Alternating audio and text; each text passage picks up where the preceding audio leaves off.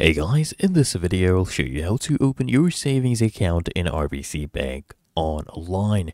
Now, the first thing I want you to do once you're on the website, you can come here and click on compare accounts, or you can click on accounts right here and then go to accounts overview or savings products, and then you just come here and choose the savings account you want to open. So let's say it's this one right here, RBC day-to-day savings. This one is free.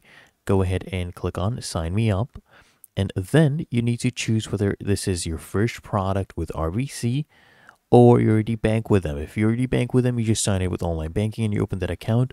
But if it's a new account, you click on start banking with us, and then you need to tell them a bit about yourself. So you enter your first name, your last name, okay?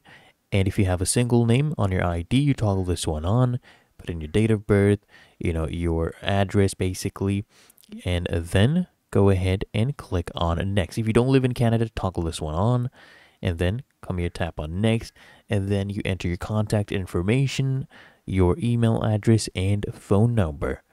Tap here on next again, and then explain how you would like to use this account, what you would be using it for. Select that, and if it will be used by someone else other than yourself, select those as well, and then proceed further. And now we basically get to the point where you need to verify your identity. So you will basically be taking a picture of your ID, and the government issued ID must not be expired, and they'll also ask you to take a selfie, and they'll compare the selfie to the photo of your ID. And these are the chosen, IDs that you can use, either a driver's license or a passport. If you're a foreigner, use passport. For your driver's license, you need to be either Canadian or from the United States. That's the driver's license they accept. If it's anything foreign, do passport. And then you just begin your identity verification, submit your documents, and then you just scan the QR code with your mobile device and complete the process. Really that easy. If you found this video helpful, make sure you smash that like button and subscribe to find your solution.